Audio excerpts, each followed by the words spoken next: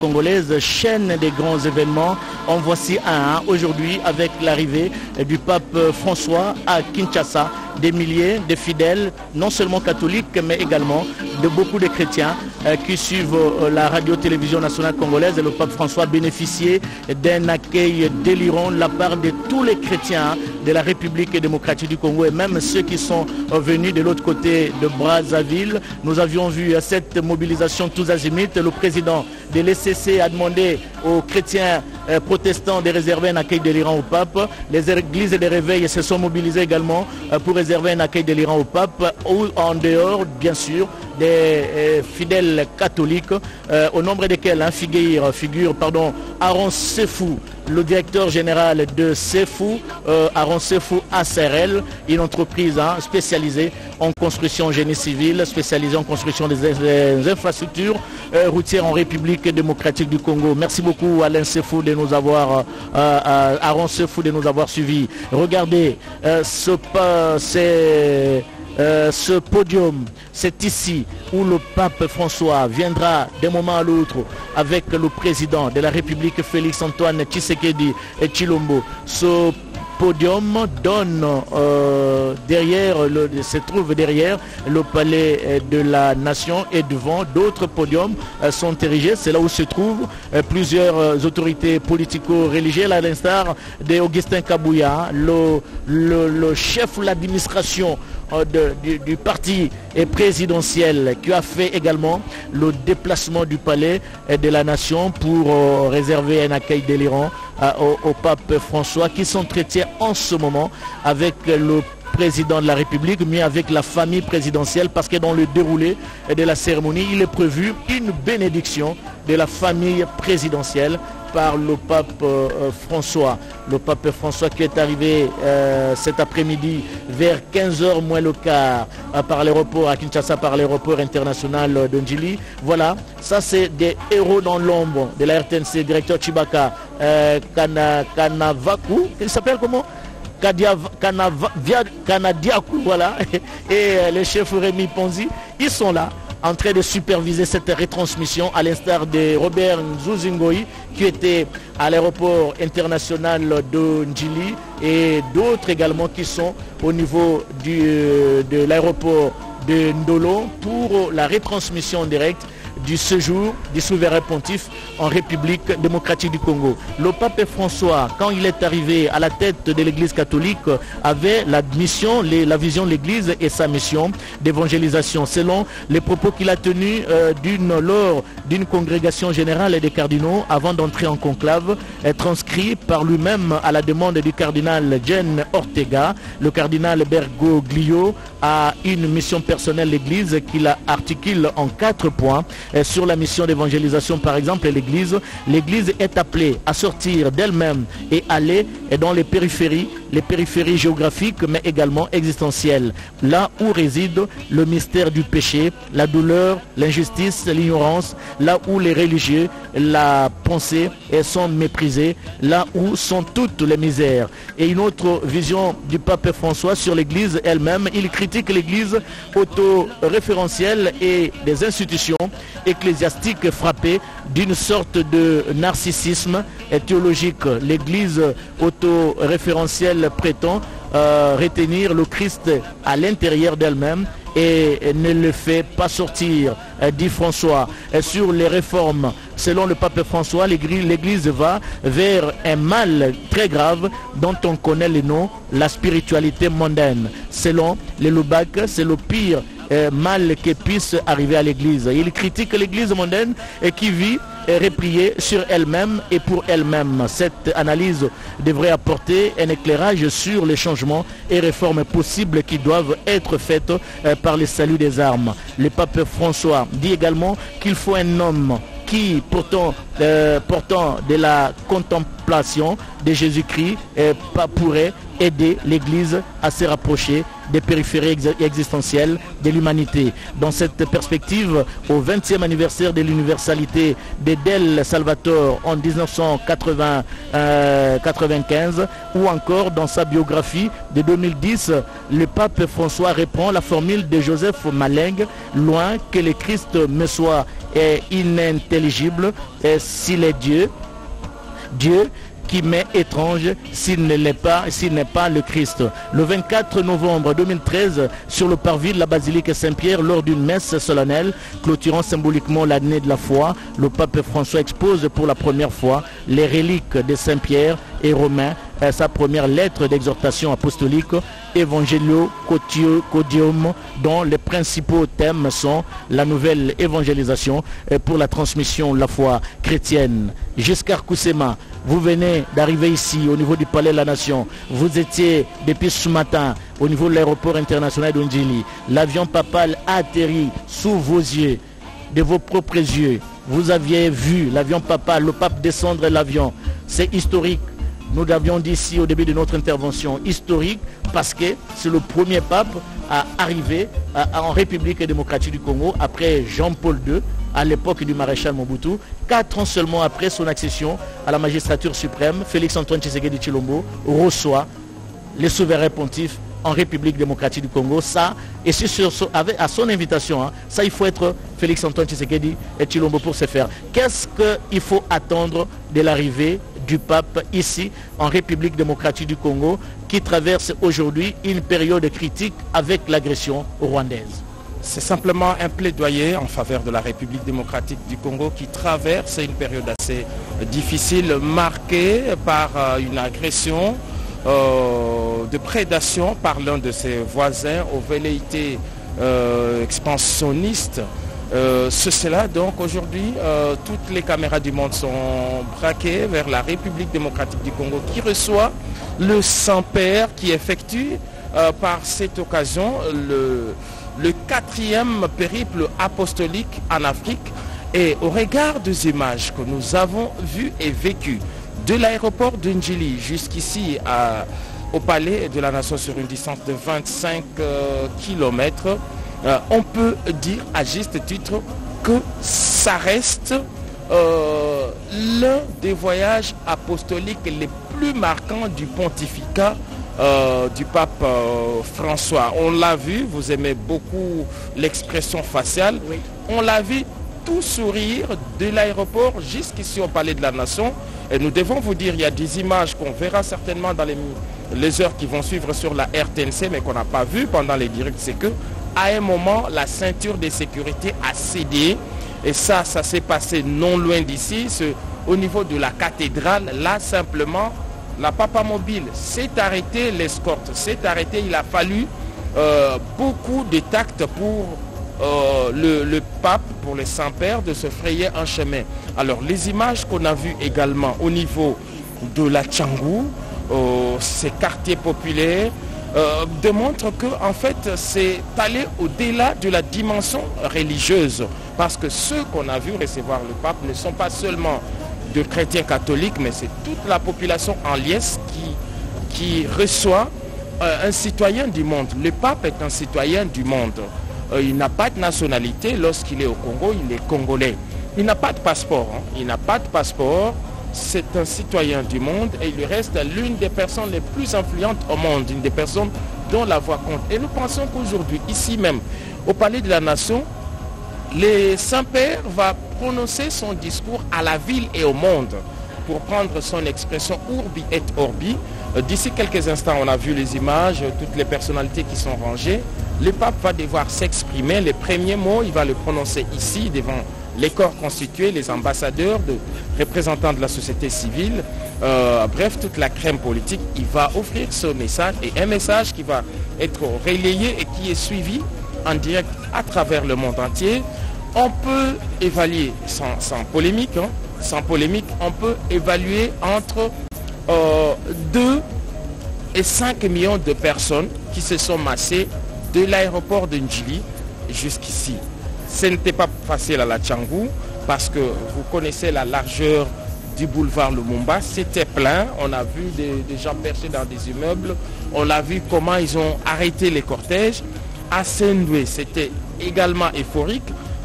Tout Limité était dans la rue. On a vu la traversée au niveau de Lungala. C'est tout un message. C'est tout un message pour dire que aujourd'hui les Congolais ont pris conscience. La voix du Congo va être relayée pour en arriver là, il a fallu cette invitation du président de la République, Félix-Antoine Tshisekedi Tshilombo, qui avait obtenu du Saint-Père la promesse de venir en République démocratique du Congo. Aujourd'hui, c'est chose faite. C'est du factuel. Je donne la date. C'était un certain 17 janvier 2020. J'étais à Rome, accompagner les chefs de l'État. Une année seulement après son accession à la magistrature suprême. Mais ça, ce n'était que la deuxième fois. La toute première fois, c'était exactement, je pense, je peux me tromper, mais c'était le 5 octobre 2019.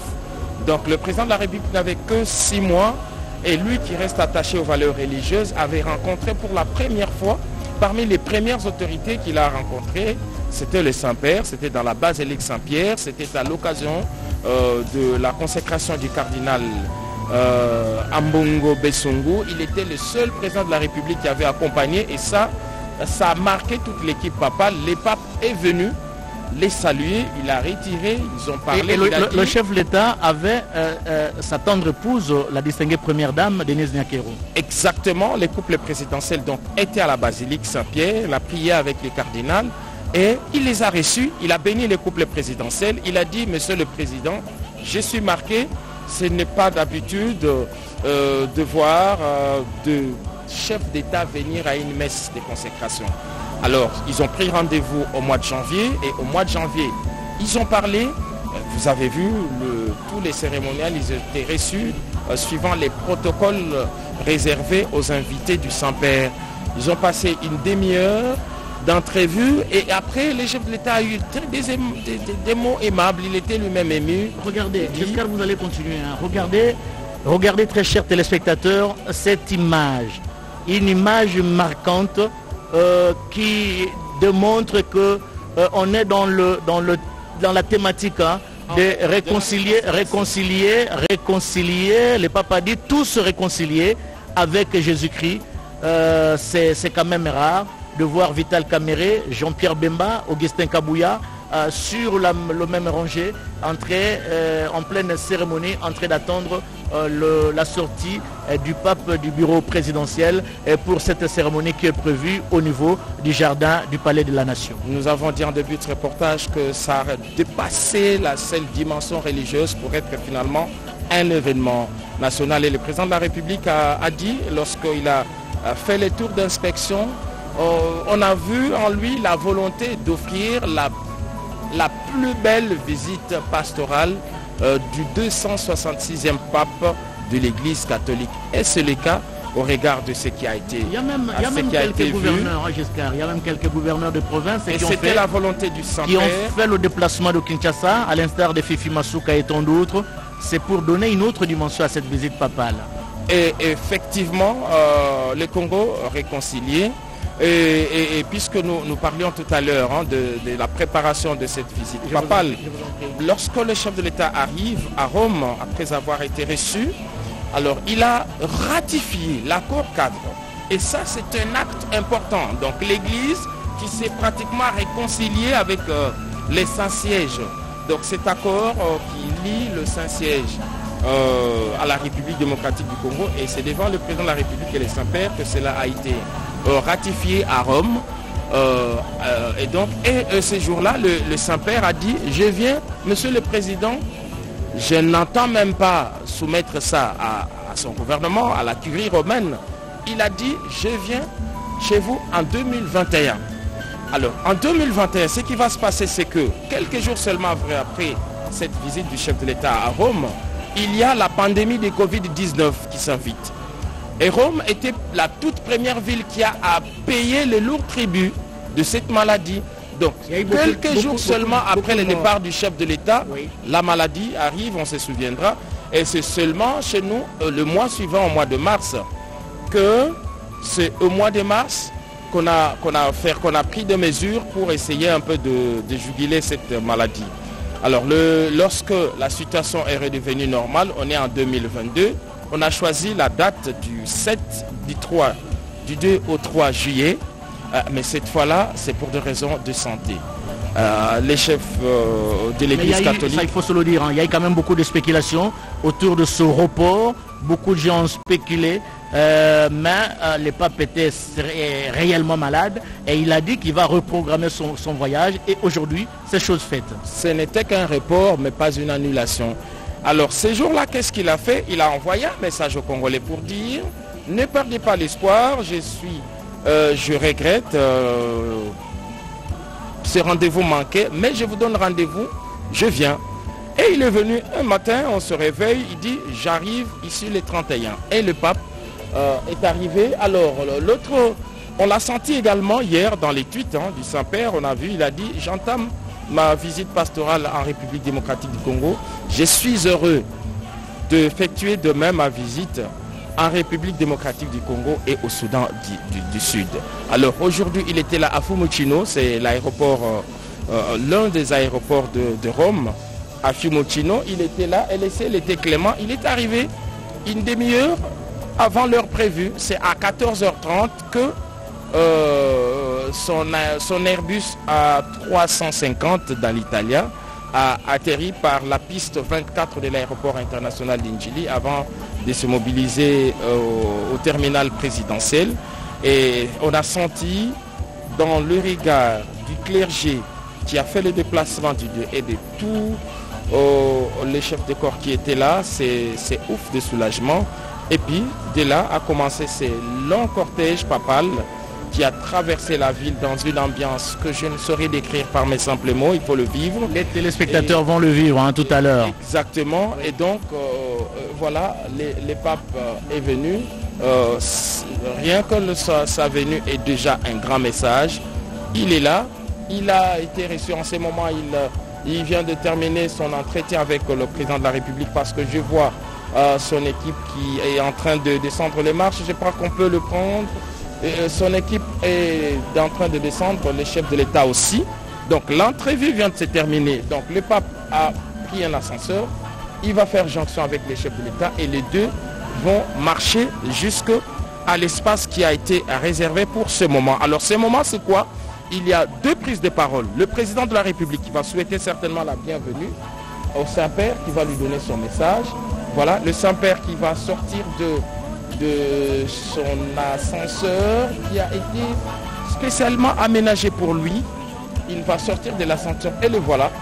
Il va se joindre au chef de l'État et les deux vont marcher jusqu'au lieu où ils vont prendre la parole. Donc le président de la République va prendre en premier la parole pour souhaiter la bienvenue et par la suite le Saint-Père va devoir s'adresser à la ville et au monde. Voilà, le Saint-Père est là, on ne le voit pas, il est en train de traverser en ce moment les couloirs présidentiels pour se diriger vers le jardin et c'est là qu'il va donner son message à la ville et au monde devant les corps constitués. Giscard Koussema, avant de partir, après le palais de la Nation, demain c'est l'aéroport de Ndolo pour la messe et après c'est un séjour de 4 jours. Demain, le grand événement, c'est la messe.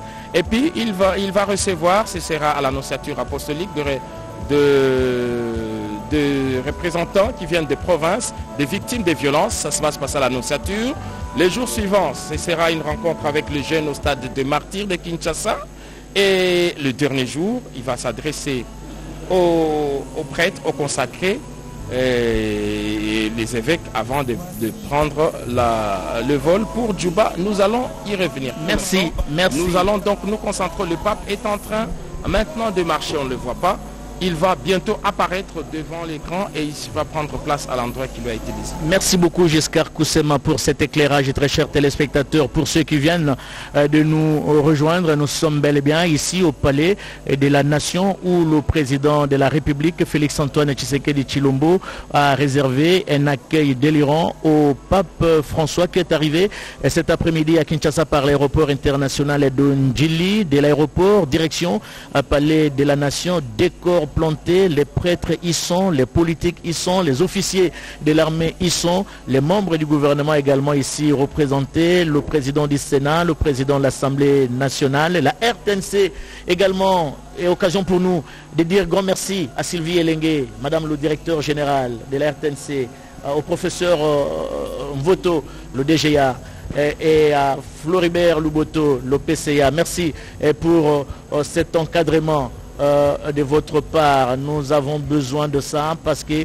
la RTNC doit donner une autre image, à l'instar, par exemple, de ces nouvelles adresses, très chers téléspectateurs, si vous voulez nous suivre sur l'arrivée de sa sainteté le pape François et de son excellence, Monsieur le Président de la République démocratique du Congo, Monsieur Félix Antoine Tshisekedi Tshilombo. Le chef de l'État et Félix Antoine Tshisekedi Tshilombo et le pape François sont arrivés au niveau du podium érigé pour la circonstance. Le pape qui va prendre part occuper son fauteuil également, le président de la République. Nous vous prions de reprendre vos places. Sous le regard satisfaisant de tous les officiels, tous les invités qui ont fait le déplacement du palais de la nation, nous allons suivre le déroulé de la cérémonie avec le protocole d'État. Certainement qu'ici, le pape va s'adresser à tous les chrétiens du monde à partir de Kinshasa et qui est aujourd'hui devenu le Vatican pour la circonstance. À l'occasion de la visite de Saint-Père en République démocratique du Congo, le programme prévoit en ces lieux, au Palais de la Nation, devant les autorités congolaises, la société civile et le corps diplomatique, le discours du président de la République et celui de l'hôte de marque, le pape François. Sans attendre, nous invitons très respectueusement le président de la République à prendre la parole.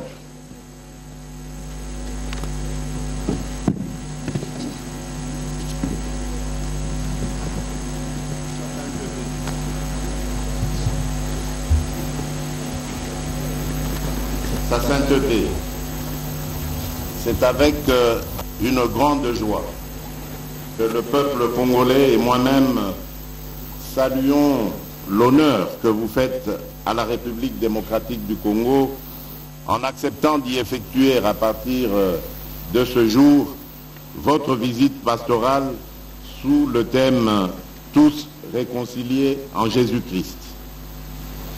Le peuple congolais vous accueille dans la joie et l'allégresse, comme il l'avait fait pour votre vénérable prédécesseur, le pape Jean-Paul II d'heureuse mémoire, lors de ses 2 visites pastorales en République démocratique du Congo, alors République du Zaïre.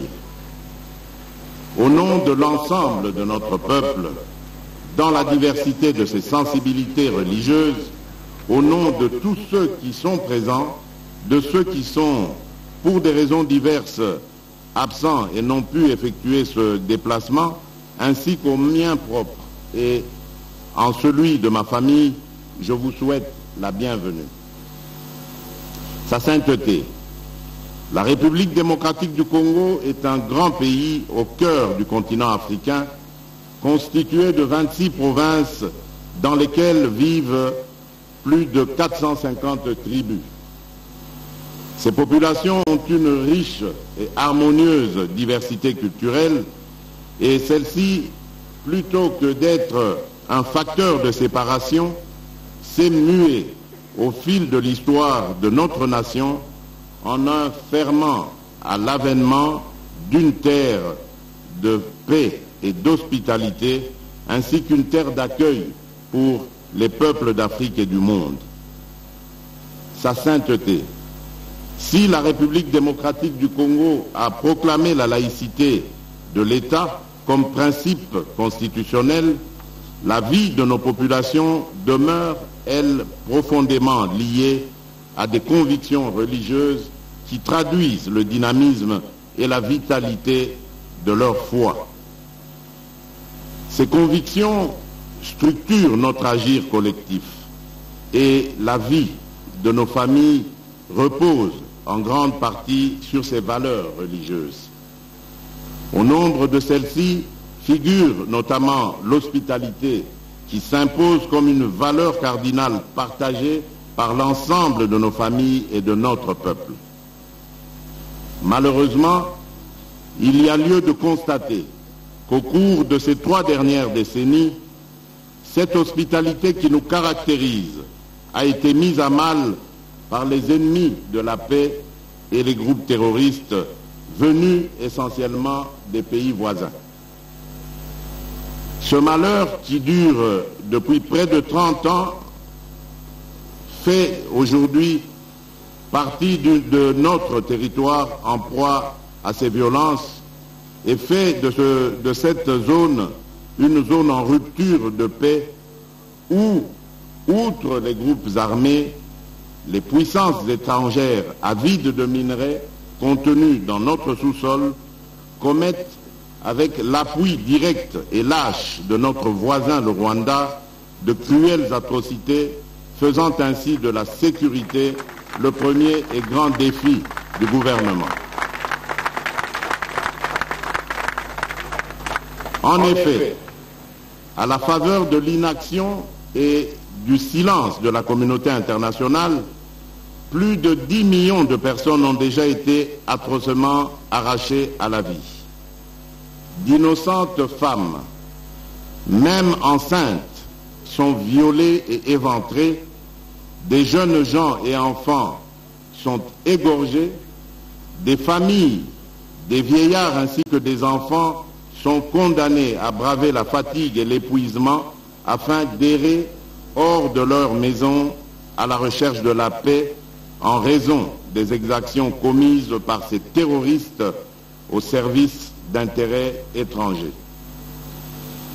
Nous ne pouvions et nous ne pourrons demeurer cois face à une telle injustice et un tel silence complice de la communauté internationale.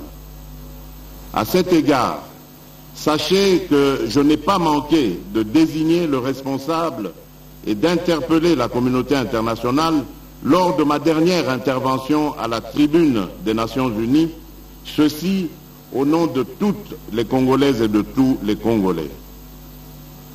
Soyez rassurés, en outre, sur le fait que la République démocratique du Congo assume et continuera d'assumer ses responsabilités, notamment celles consistant en la défense de l'intégrité de son territoire avec l'aide de son peuple.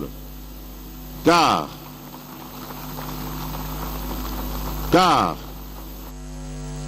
tableau sécuritaire préoccupant, le patriotisme ainsi que la détermination du peuple congolais pour la défense de sa patrie font sa force.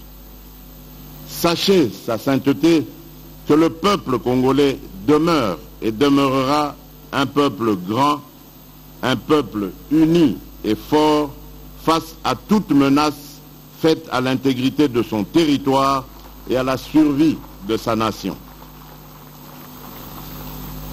À ce propos, je me réjouis de votre volonté de recevoir une délégation de cette population meurtrie de l'Est de notre pays qui, je suis convaincu, vous permettra de vous saisir de cette résilience inouïe qui, aujourd'hui, plus qu'avant, nous définit et nous caractérise comme nation.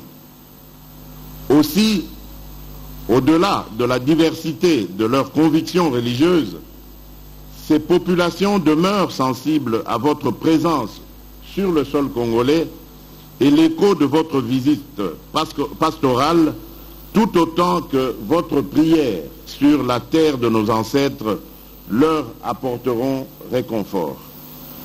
Je saisis donc cette occasion pour vous remercier de vive voix, au nom de l'ensemble de la population congolaise, pour l'intérêt que vous avez toujours accordé à la situation sécuritaire de notre pays dans vos prières ferventes pour la paix dans sa partie Est. Sa sainteté. Le deuxième défi du gouvernement est d'ordre économique en lien avec les valeurs de partage, d'équité et de responsabilité. Je suis convaincu que ces valeurs incarnées dans notre agir collectif comme citoyens et responsables politiques peuvent servir de base à l'édification d'une société plus juste et plus humaine. En effet, avec son riche potentiel économique, la République démocratique du Congo renferme dans son sous-sol l'essentiel des ressources minérales dont le monde a aujourd'hui besoin pour assurer la transition écologique et la protection de l'environnement. Qualifié de scandale géologique quant à l'ampleur de ses richesses et de son potentiel minier, il demeure qu'à ce jour, ces immenses potentialités ne profitent toujours pas aux Congolais. Notre responsabilité consiste à ne laisser personne au bord du chemin qui mène au développement économique en œuvrant ensemble pour le bien-être collectif dans le but d'éradiquer la pauvreté. Si sur ce chemin, les embûches sont nombreuses, elles ne sont pas insurmontables. En témoigne l'engagement du gouvernement d'inclure dans le système éducatif national les plus pauvres et les plus démunis, en rendant effectif le principe pourtant constitutionnel de la gratuité de l'enseignement de base, non appliqué durant de nombreuses années. Le bénéfice de cette décision courageuse et osée est indéniable pour l'avenir de nos enfants et l'édification du Congo de demain. C'est ici l'occasion pour moi de rendre un hommage mérité à l'Église catholique en République démocratique du Congo pour les services rendus dans ce domaine. En effet, les différents gouvernements qui se sont succédés ont toujours entretenu et consolidé le partenariat avec l'Église, et en particulier l'Église catholique, pour assurer en amont l'éducation et la gestion des infrastructures éducatives et hospitalières en vue de satisfaire les besoins sociaux de base, en particulier en matière d'éducation et de santé. Cependant, et afin de pérenniser les efforts engagés, il s'est avéré nécessaire d'adapter les moyens économiques et financiers aux défis de l'évolution démographique et de la densité des populations. C'est dans cette optique que nous encourageons et exigeons des partenariats mutuellement avantageux dans l'exploitation de nos richesses, afin qu'ils concourent à l'accroissement des possibilités d'emploi ainsi qu'à l'amélioration des conditions de vie de nos populations, tout en œuvrant résolument à lutter contre la corruption et la fuite de capitaux, de sorte que ces ressources servent réellement l'intérêt de tous. Sa sainteté. Le troisième grand défi est celui de la protection de l'environnement. En effet, pour ce qui est de ce défi, le gouvernement de la République et moi-même partageons les valeurs défendues dans votre encyclique Laudato Si, publiée en 2015, sur l'un des principaux défis auxquels l'humanité est confrontée actuellement, à savoir la lutte contre le réchauffement climatique. Tout en me réjouissant de ce que la lutte contre les changements climatiques constitue votre cheval de bataille, la République démocratique du Congo et son gouvernement sont très sensibles à l'urgence et la responsabilité qui incombe à l'humanité dans la construction de l'avenir de la planète et la protection de notre maison commune. À l'intérieur du pays, la protection de l'environnement est une composante de notre responsabilité dans l'ouverture du pays à l'exploitation des ressources et énergies fossiles. C'est ainsi que tous les marchés agréés avec des partenaires désireux d'exploiter nos ressources naturelles ne peuvent être régulièrement conclus sans qu'une étude sérieuse et préalable de l'impact environnemental du projet à exécuter soit réalisée. En outre, le gouvernement met un soin particulier à la protection de la biodiversité dans les parcs naturels disséminés sur son territoire où des espèces rares et d'importance pour l'équilibre de cette biodiversité souffrent encore de l'insécurité et où des animaux, y compris ceux en voie de disparition, sont victimes eux aussi de la barbarie des groupes armés. Tout récemment encore, nous avons lancé avec beaucoup de précautions des appels d'offres pour exploitation dans le strict respect des règles et principes de protection de l'environnement de quelques gisements pétroliers en faisant recours à de l'expertise avérée en ce domaine. Dans ce contexte de la récession économique consécutive à la crise post-Covid et au conflit armé en Ukraine, ce choix judicieux permettra sur le long terme à notre économie d'amortir durablement le choc lié à ces crises est de permettre à notre peuple de tirer enfin avantage des richesses de son sous-sol. En tout état de cause, les membres du gouvernement de la République et moi-même n'arrêtons pas de réitérer cet engagement tel que ce fut le cas au cours de la 26e conférence des partis à la Convention des Nations Unies sur le changement climatique, la COP26, où nous avons présenté la République démocratique du Congo à la face du monde comme pays solution à la crise climatique et la lutte contre les changements climatiques. En effet, notre pays dispose de 165 millions d'hectares de forêt, deuxième plus grande forêt tropicale du monde, une grande réserve de biodiversité, avec comme principal atout sa capacité d'absorption de carbone, la première au monde, capable d'absorber près de 1,2 milliard de tonnes de dioxyde de carbone par an. C'est pourquoi, pour mieux protéger nos forêts, nous avons toujours milité pour une justice climatique afin que les plus grands pollueurs qui sont à la base de la destruction de l'environnement versent des compensations aux gardiens de la planète que nous sommes. Ces compensations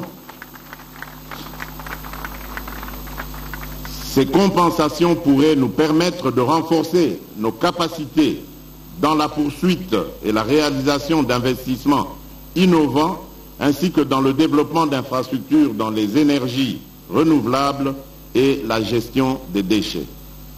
Enfin, je suis fermement convaincu que l'éloignement des menaces sécuritaires dans notre pays contribuera à coup sûr à l'efficacité de la lutte contre les changements climatiques et la protection de l'environnement.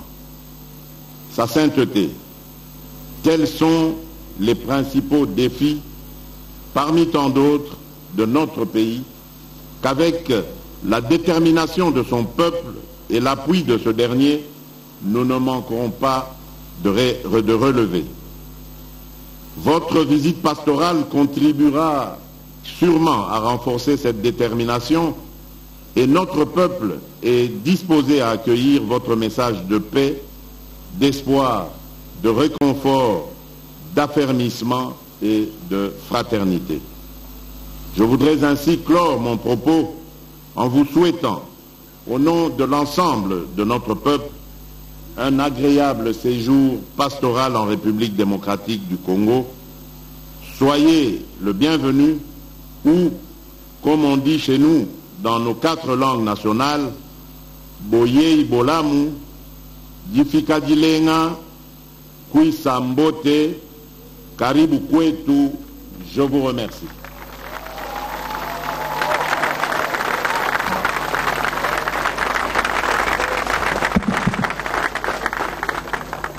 Nous invitons Sa Sainteté, le pape François, à prononcer son discours.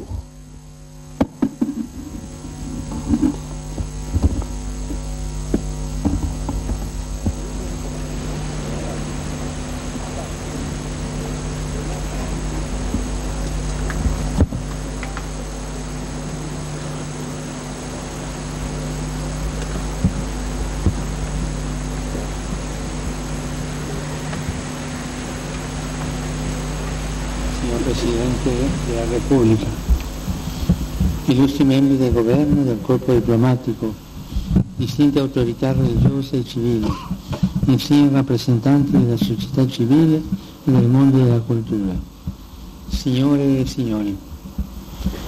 Vi saluto cordialmente e grato al signor Presidente per le parole che mi ha rivolto. Sono felice di essere qui in questa terra così bella, vasta, rigogliosa, che abbraccia a nord la foresta equatoriale, al centro e verso il sud altipiani e savane alberate, all'est colline, montagne, vulcani e laghi, a ovest grandi acque con il fiume Congo che incontra l'oceano. Nel vostro paese, che come un continente nel grande continente africano, sembra che la terra intera respiri. Ma se la geografia di questo polmone verde è tanto ricca e variegata, la storia non è stata altrettanto generosa. Tormentata dalla guerra, La Repubblica Democratica del Congo continua a patire entro i suoi confini conflitti e migrazioni forzate e a soffrire terribili forme di sfruttamento indegne dell'uomo e del creato. Questo paese immenso e pieno di vita, questo diaframma d'Africa colpito dalla violenza come da un pugno nello stomaco, sembra da tempo senza respiro. Signor Presidente, lei ha menzionato questo genocidio dimenticato che sta soffrendo la Repubblica del Congo.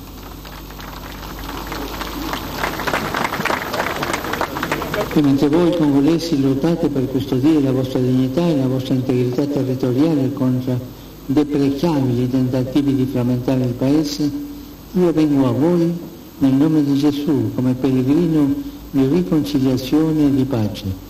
Ho tanto desiderato essere qui e finalmente giungo a portarvi la vicinanza, l'affetto e la consolazione di tutta la Chiesa e imparare del vostro esempio di pazienza, di coraggio e di lotta. Vorrei parlarvi attraverso un'immagine che ben simboleggia la luminosa bellezza di questa terra, l'immagine del diamante. Care donne e uomini congolesi, il vostro paese è davvero un diamante del creato, ma voi, tutti voi, siete infinitamente più preziosi di ogni bene che sorge da questo suolo fecondo. Sono qui ad abbracciarvi e a ricordarvi che avete un valore inestimabile, che la Chiesa e il Papa hanno fiducia in voi, credono nel vostro futuro, in un futuro che sia nelle vostre mani e nel quale meritate di riversare le vostre doti di intelligenza, sagacia e operosità. Coraggio, fratello e sorella congolese.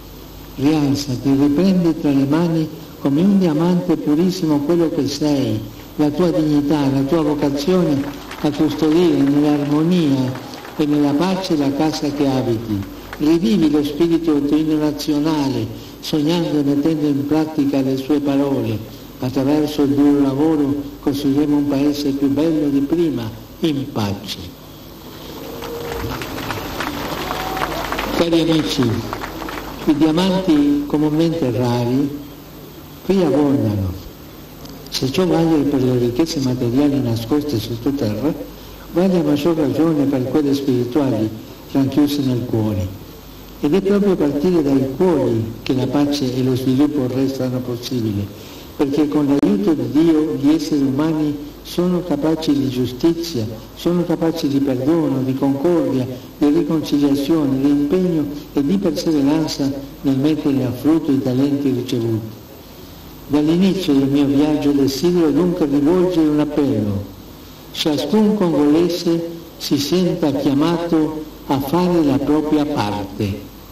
La violenza e l'odio non abbiano più posto nel cuore e nelle sue labbra di nessuno, perché sono sentimenti antiumani, sentimenti anticristiani, che paralizzano lo sviluppo e riportano indietro a un passato oscuro.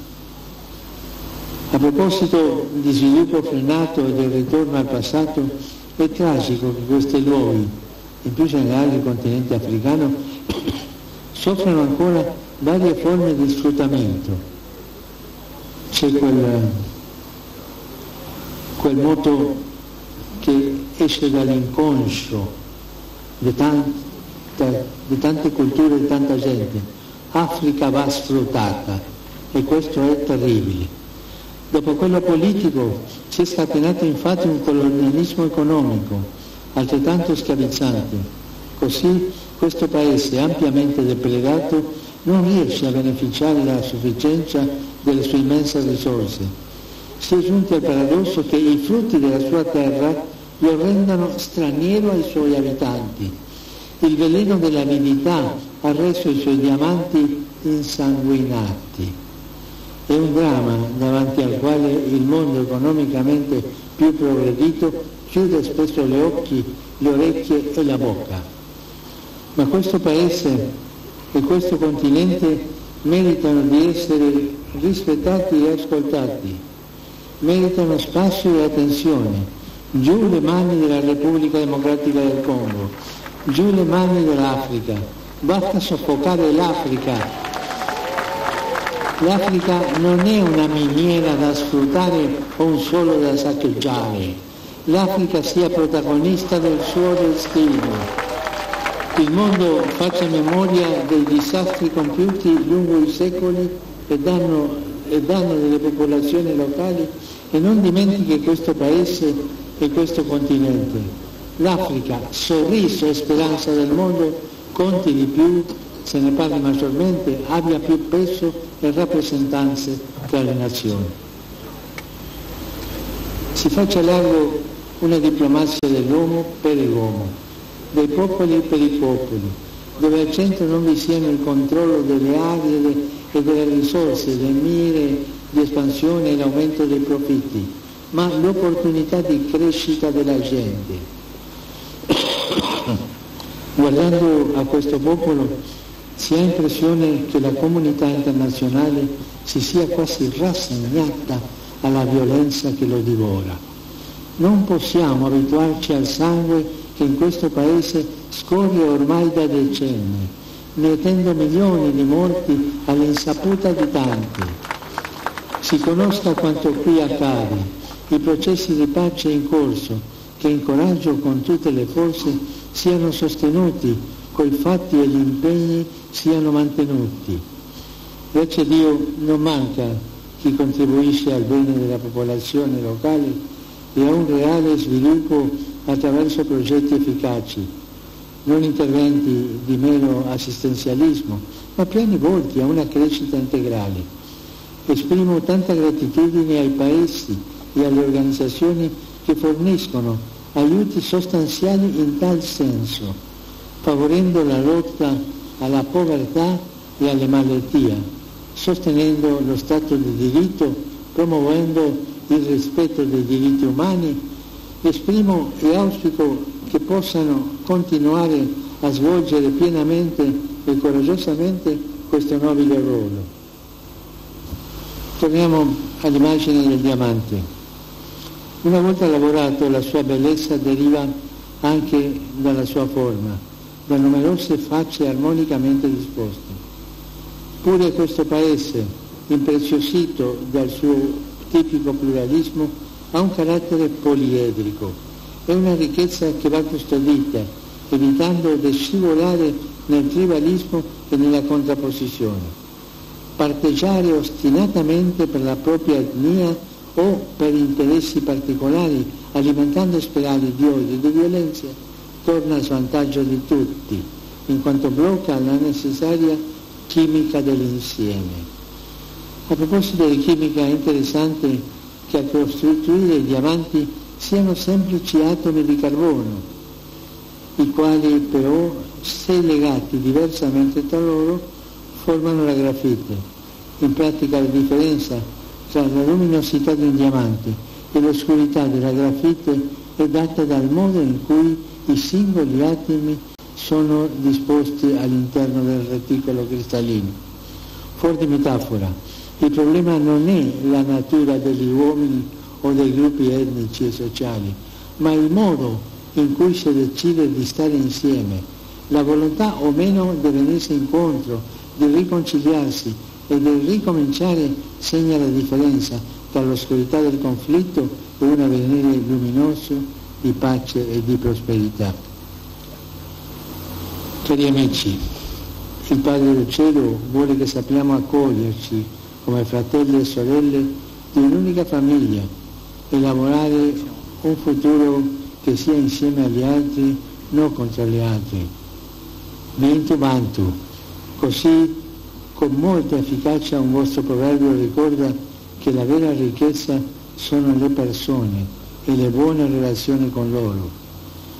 In modo speciale le religioni, con il loro patrimonio di sapienza, sono chiamati a contribuirvi nel quotidiano sforzo di rinunciare a ogni aggressività, proselitismo e costrizioni messe in linea della libertà umana.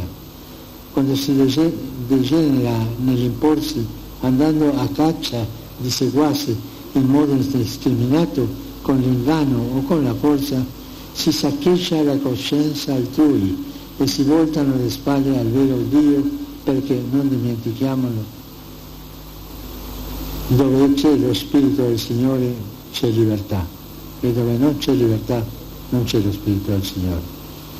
Nell'impegno a edificare un futuro di pace e di fraternità, anche i membri della società civile, alcuni dei quali presenti, svolgono un ruolo essenziale. Spesso hanno dato prova di sapersi opporre all'ingiustizia e al degrado a costo di grandi sacrifici, pur di difendere i diritti umani, la necessità di una solida educazione per tutti e di una vita più dignitosa per ciascuno. Ringrazio di cuore le donne e gli uomini, in particolare i giovani di questo Paese, che hanno sofferto in varia misura per questo, e rendo loro omaggio. Il diamante nella sua trasparenza rifrange in modo meraviglioso la luce che riceve.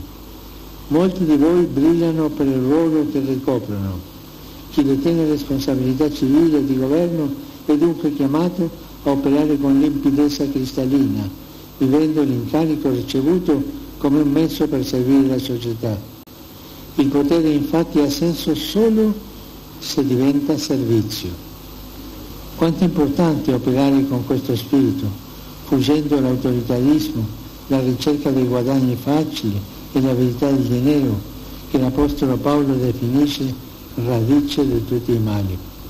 E nello stesso tempo favorire le elezioni libere, trasparenti, credibili, estendere ancora di più la partecipazione ai processi di pace alle donne, ai giovani e a diversi gruppi, ai gruppi marginalizzati, ricevere il bene comune e la sicurezza della gente anziché gli interessi personali o di gruppo, rafforzare la presenza dello Stato in ogni parte del territorio, prendersi cura delle tante persone sfolate e rifugiate. Non ci si lasci manipolare né tantomeno comprare da chi vuole mantenere il Paese nella violenza per sfruttarlo e fare affari vergognosi. Ciò porta solo discredito e vergogna, insieme a morte e miseria. Fa bene invece accostarsi alla gente per rendersi conto di come vive. Le persone si fidano quando sentono che chi le governa è realmente vicino, non per calcolo né per esibizione, ma per servizio. Nella società a oscurare la luce del bene sono spesso le tenebre dell'ingiustizia e della corruzione. Già secoli fa Sant'Agostino, che nacque in questo continente, si chiedeva: se non è rispettata la giustizia, che cosa sono gli stati se non delle grandi bande di ladri? Dio è dalla parte di chi ha fame e sete di giustizia. Non bisogna stancarsi di promuovere in ogni settore il diritto e l'equità, contrastando l'impunità e la manipolazione delle leggi dell'informazione. Un diamante sorge dalla terra genuino ma grezzo, bisognoso di lavorazione. Così anche i diamanti più preziosi della terra congolese, che sono i figli di questa nazione, devono poter usufruire di valide opportunità educative che consentano loro di mettere pienamente a frutto i brillanti talenti che hanno. L'educazione è fondamentale, è la via per il futuro, la strada da imboccare per raggiungere la piena libertà di questo paese del continente africano. In essa è urgente investire per preparare società che saranno consolidate solo se ben istruite, autonome solo se pienamente consapevoli delle proprie potenzialità e capaci di sviluppare con responsabilità e perseveranza. Afin de préparer le futurs qui seront forts. Ma tanti bambini non vanno a scuola. Quanti, anziché ricevere una degna istruzione, vengono sfruttati. Troppi muoiono sottoposti a lavori schiavizzanti nelle miniere.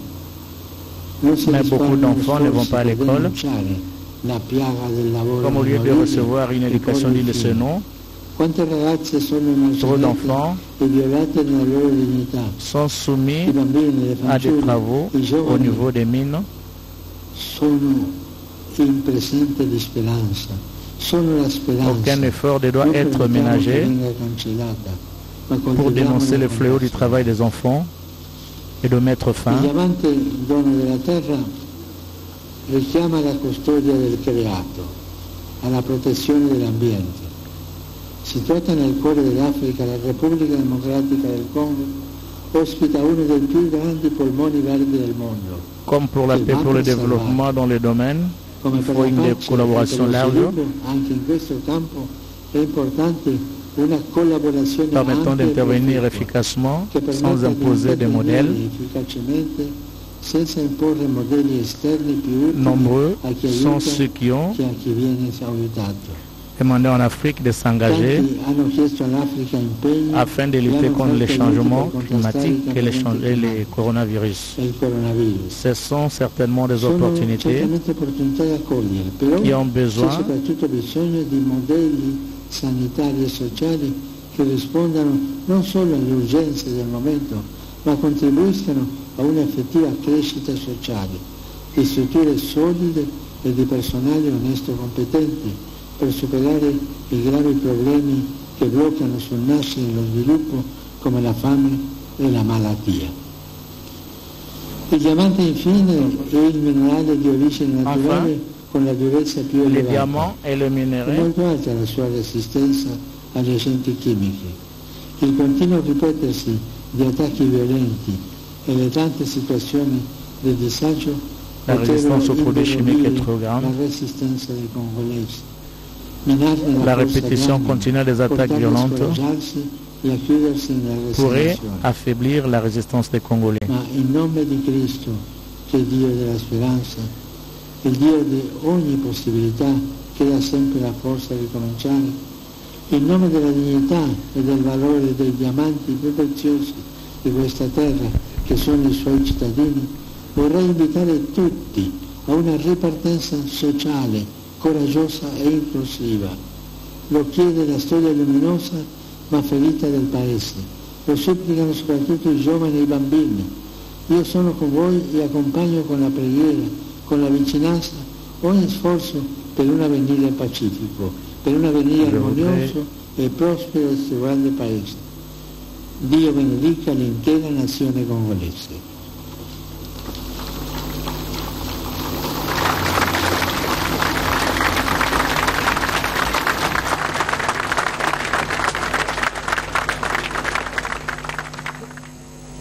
Ainsi, enfin, la rencontre du souverain pontife avec les autorités congolaises, la société civile et les corps diplomatiques.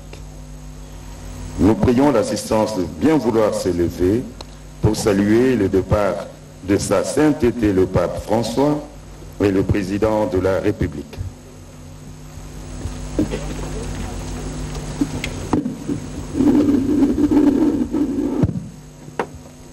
Voilà, très chers téléspectateurs, ce sont là des moments forts de cette cérémonie, ici au niveau du Palais de la Nation. Le premier temps fort, c'est bien le discours prononcé par le président de la République, Félix-Antoine Tshisekedi Tshilombo, et qui a évoqué beaucoup de défis à relever dans notre pays. Et je crois qu'on tombe vers la fin, tout le monde s'est levé. Ça sera quoi? Une messe de bénédiction papale. On n'a pas suivi les déroulés, mais on voit tous les officiels debout. Apparemment, il y a quelque chose qui se prononce. Mais nous avions eu certainement un petit problème au niveau de la traduction. Il a fallu prévoir quelqu'un pour nous faire la traduction du discours papal. Malheureusement, il a parlé en italien. Les papes qui quittent le podium et va devoir... Mais il part pas parce qu'il doit s'entretenir. Il doit s'entretenir avec les autorités, les officiels congolais, la société civile, les corps diplomatiques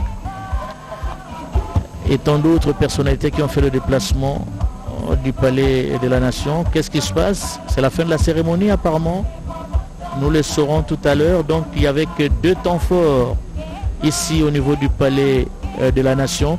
Ce que j'ai retenu, après les discours du pape, non pas après, pendant le discours du pape, il y avait un tonnerre d'applaudissements à tout moment, une façon de saluer ce discours papal, le premier du genre, depuis son avènement à la tête de Vatican. Mais ce qui est vrai, après le discours papal, j'ai regardé sur le visage des uns et des autres, il y avait la joie, on les sentait, il y avait la joie sur le visage des uns et des autres. Et voilà, quelques politiques congolais à l'instar de Bemba et de Caméré qui sont...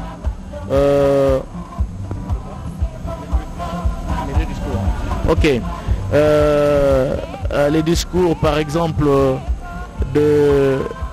du Saint-Père. On peut, par exemple, évoquer quelques aspects. Je voudrais vous parler à travers une image qui symbolise bien la beauté lumineuse de cette terre, celle du diamant. Chères femmes, chers hommes congolais, votre pays est vraiment un diamant de la création. Mais vous tous, vous êtes infiniment plus précieux que toutes les choses bonnes qui sortent de ce sol fertile.